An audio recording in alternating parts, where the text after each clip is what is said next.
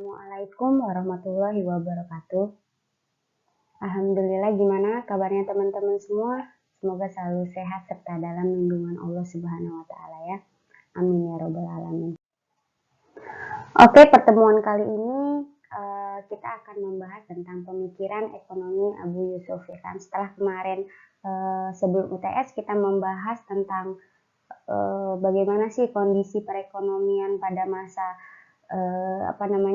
Rasulullah sampai masa Turki Utsmani. Nah, sekarang kita membahas tentang pemikiran tokoh-tokoh gitu, tokoh-tokoh ekonomi Islam. Yang pertama kita membahas yaitu pemikiran ekonomi Abu Yusuf. Langsung aja ya teman-teman demi pengisian kuota. Nah, sekarang kita akan membahas tentang biografi Abu Yusuf. Sebelum kita mengenal lebih jauh bagaimana pemikiran ekonominya, mari kita memperkenalkan Abu Yusuf dulu ini. Jadi Abu Yusuf ini dalam literatur Islam biasa disebut sebagai Imam Abu Yusuf Yakub bin Ibrahim al-Ansori atau Abu Yusuf gitu kan.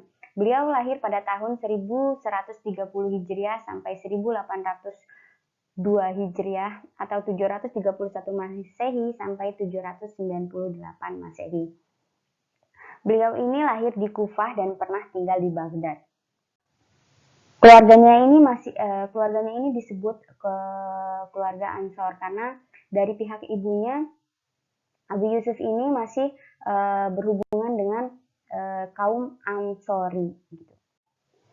Selama perjalanan pendidikannya, Abu Yusuf ini menjadi muridnya Abu Hanifah selama 17 tahun dan sejumlah ulama-ulama termuka pada masa itu. Dalam perjalanan pendidikannya, Abu Yusuf ini menimba ilmu sambil bekerja gitu karena kondisi perekonomian orang tuanya itu sangat lemah gitu. Jadi dia tuh semangat banget buat menimba ilmu. Keren ya. Karya-karya Abu Yusuf ini banyak sekali, namun karya yang paling fenomenal yaitu kitab Al-Kharaj ini. Nah, kitab ini merupakan kitab Abu Yusuf yang paling utama gitu, yang terkenal. Sehingga kitab ini mengalahkan kemasyhuran beberapa kitab beliau yang lainnya. Lalu, kitab ini memuat tentang permasalahan yang terkait dengan fenomena sosial gitu. Kitab ini juga sebagai referensi dalam penentuan kebijakan perekonomian pada masa dinasti Abbasiyah, terutama sejak di bawah kepemimpinan pemerintahan Khalifah Harun ar-Rasyid yang pernah kita bahas kemarin. Pemerintahan Khalifah Harun ar-Rasyid yang dimana mampu memajukan ekonomi, perdagangan, dan pertanian dengan sistem irigasi. Nah, dengan munculnya kitab ini, para tokoh dan ulama masa itu menobatkan bahwa Abu Yusuf ini sebagai tokoh ekonomi musim klasik gitu. Itu menurut buku Dewa 1993. Gitu. Ini bentuk kitab Al-Kharaj. Lanjut. Di dalam pendahuluannya kitab Al-Kharaj ini, Abu Yusuf menjelaskan bahwa kitab ini disusun berdasarkan perintah Khalifah Harun ar-Rasyid ya kan, sebagai upaya menghapuskan ketidakadilan dalam pemerintahan beliau. Abu Yusuf ini adalah ahli fikih pertama yang memperhatikan masalah tentang tanggung jawab ekonomi negara terhadap rakyatnya. Keberadaan kitab Al-Kharaj juga ini mempertegas bahwa ilmu ekonomi itu adalah bagian dari seni yang tak terpisahkan gitu kan. Dan manajemen pemerintahan dalam rangka pelaksanaan amanat yang dibebankan rakyat kepada pemerintah untuk untuk mensejahterakan mereka. Dengan kata lain, tema sentra pemikiran ekonominya ini menekankan pada tanggung jawab penguasa untuk mensejahterakan rakyatnya itu sendiri.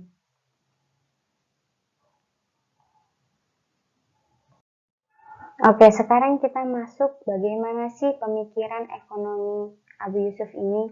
Yang pertama, kekuatan utama pemikiran Abu Yusuf ini adalah dalam masalah keuangan publik.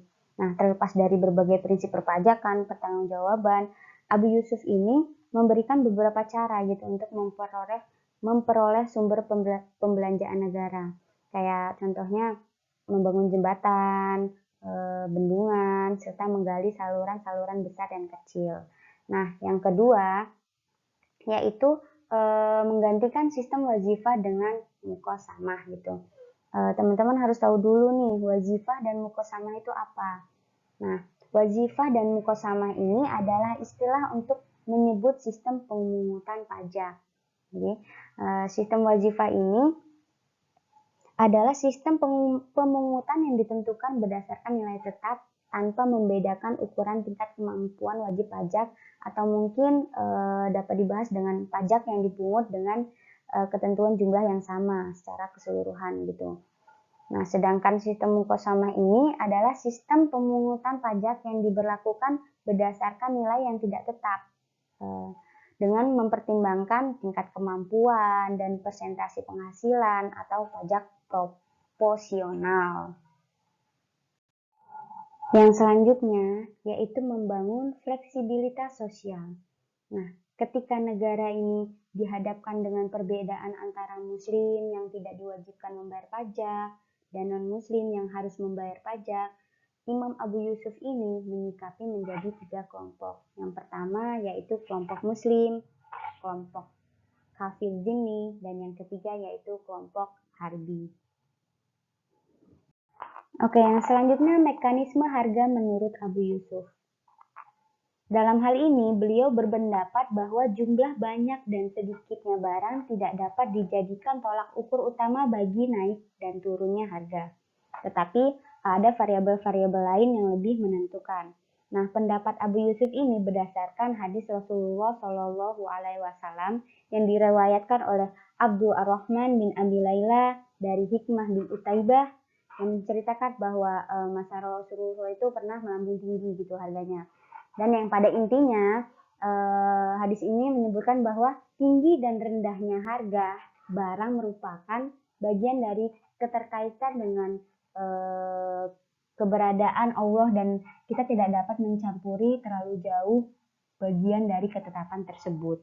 Nah, teori harga Abu Yusuf ini memposisikan terbaliknya dari teori ekonomi konvensional, ya kan, yang mana teori konvensional itu menyatakan bahwa naik dan turunnya harga itu ditentukan oleh permintaan dan penawaran komoditi gitu kan.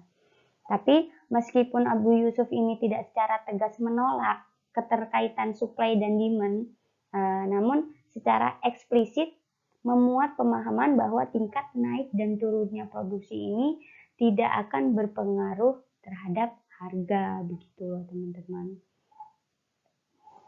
Oke, mungkin cukup sekian pertemuan kita pada sore hari ini. Saya ucapkan terima kasih. Wassalamualaikum warahmatullahi wabarakatuh.